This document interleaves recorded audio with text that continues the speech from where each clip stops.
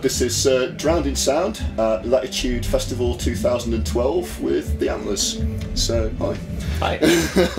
One of the Antlers. One third of the Antlers. So, obviously it's your second time at Latitude Festival, so are you looking forward to your set? Yes, very much. This is a great festival, and we had a good time. Last time we played was fantastic. Just a great audience here. Everyone's very excited. I think it's also, quite interesting that obviously since Burst Apart, and obviously the critical acclaim that it received. I mean, obviously for Drowned in Sound, it was our album of the year for 2011. Thanks. I think there's certainly quite a lot more anticipation around your set now. I mean, are you sort of worried about anything like that? Does it sort of psych you up or something? Oh no, I'm psyched up from it. It's exciting. I mean, it's really great when you spend so much time working on something and people actually respond to it well and think it's as good as you were trying to make it in the first place. I can't really ask for anything better because you're making things you're prepared for. Yeah. Prepared for criticism, and you're prepared for people to not enjoy it at all. So it's kind of a relief to have people say it's actually not that bad. So. I wouldn't have thought though that you'd be used to criticism now. I don't think I've seen a negative review of the Antlers for a long time, if at all. We've been pretty high percentage, I'd say, of positivity versus negativity, which is nice. But I'm waiting for it backlash to start. I'm always prepared for horrible reviews. We get torn apart every once in a while, but it's okay. In stride. Obviously, as well, the last time that you played here, Hospice had sort of like just come out and started to catch on to a UK audience. Now, obviously, with Burst Apart, and obviously you've got the Undersea EP coming out in the UK in 2 weeks. What kind of set can we expect today? Well, I'd say still, lots of Burst Apart. I find that it's the most fun to play at festivals. It's hard to play these Hospice songs that are really intense and personal outdoors, in the sun or, in this case, the rain. But, it's more fun to play songs like Roll Together and, French Exit and stuff like that. But we'll play a new song today, Drift Dive from Undersea, the EP. I mean, obviously, I guess that there's quite a lot of expectation around the EP. Would you say that that's an indication of what the next Antlers album's going to sound like? No, not really. In any case, it's just its own thing.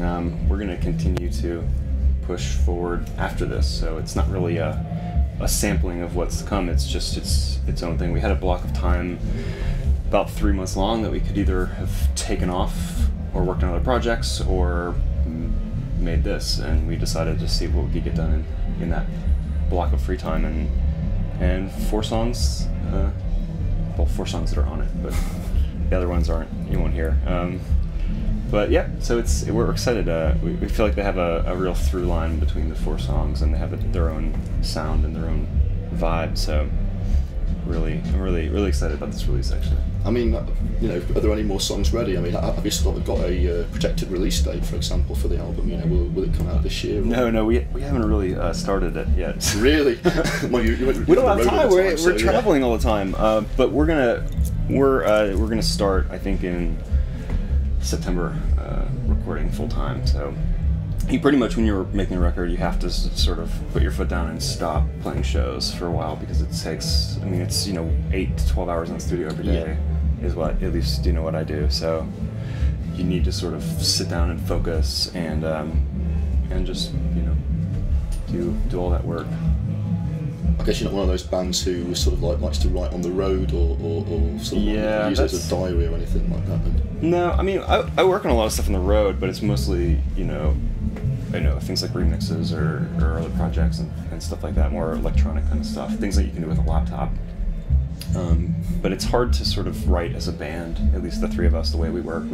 We definitely start by playing instruments in a room and figuring out things that we sort of all gel on and ideas that we're all psyched about to turn into a song. So you're sort of like working with Transgressive Records now in the UK. Is that going to be a long-term thing? And I mean, how did that come about? Well, they released Burst Apart as well, and we've just, you know, they've been great. They've done a great job with Burst Apart, and they're really cool people. So they're putting out the Undersea EP, and they'll be putting out the next record. I mean, you know, I think what's quite interesting is that obviously for you guys, you're sort of like spending a hell of a lot of time in the UK. I mean, obviously you're back over for End of the Road in a month's time, and then you've got the All Tomorrow's Parties with the National at the end of the year. I mean, it's almost like you've got your second home over here. I mean, you know, would you sort of like say that UK audiences are more receptive, if you like, to your music than anywhere else? They've been very receptive. So you know, we'll keep coming back as many times as we can. Essentially, I think I realized today for the first time that I felt actually kind of comfortable on the London Underground tube there. So I was like, wow, when did I get comfortable being in London? This is, you know, still foreign to me, but it's nice. It's like, you know, being used to places around the world, like knowing my way around London or Dublin or, you know, Amsterdam, or it's kind of strange, but okay. I mean, I guess there's one thing which we should have apologised for in the UK, and that's obviously this weather in the summer.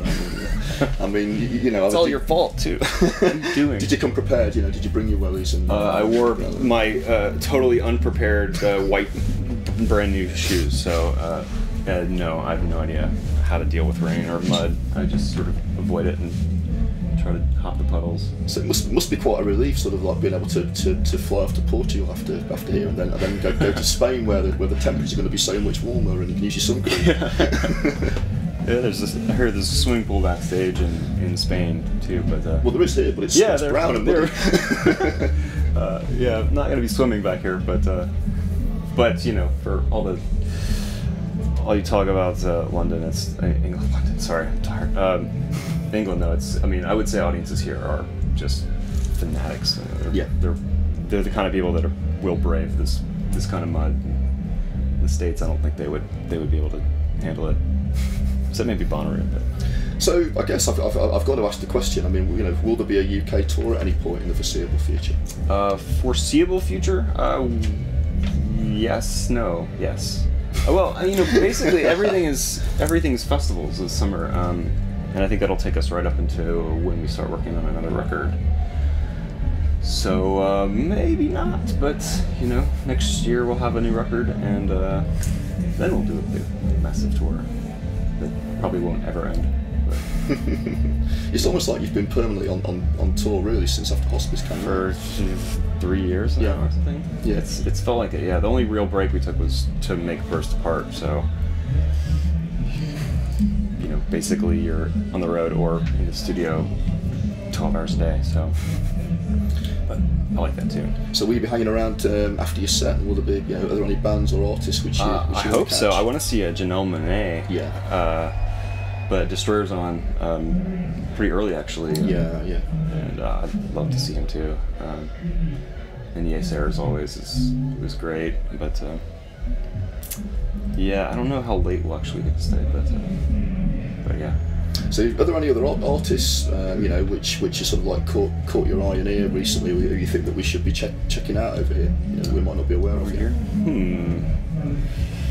I usually prepare some kind of answer for this. What have I been listening to lately? Well, you gave Tim Hecker that second spot last year, right, and I must say I finally just got a chance to see him in a church in Canada a few weeks ago, and I've been listening to the record again since, because it's just mind-blowing. It was really, really intense experience. And, so I'm still listening to that a lot. I've been listening to a lot of Alice Coltrane actually lately, stuff like that, and we listen to a lot of dub and a lot of old, King Tubby and that stuff. We Scratch Perry and Desmond Decker and whatever. Trojan Records then, basically. Oh yeah, all the Trojan Records stuff is sick. And lots of sort of like more electronic stuff right now. I think Shy FX are playing tonight. Actually, one of the old Shy FX from the old like rave and jungle days from 20 years ago. Dude. They're on tonight, I think. Well, early hours of tomorrow morning, about 1 o'clock. So if you're still here, that's worth checking out. Yeah, that'd be cool. We played right before Lee Scratch Perry and Primavera Fest. Yeah. A couple years ago, and that was great. I was like, I'm really on. This place was awesome. Rocking in more ways than one. Oh god, it was so cool. Yeah, that was one of the coolest shows I've had the chance to be, on the same stage. Like, that's pretty cool.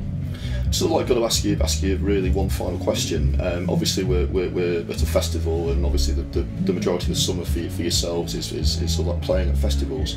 If you could create your own festival, who would your 3 headliners be for the 3 days? Wow. You can go for anyone past or present, so we can resurrect someone if you want to. Past or present. Yikes.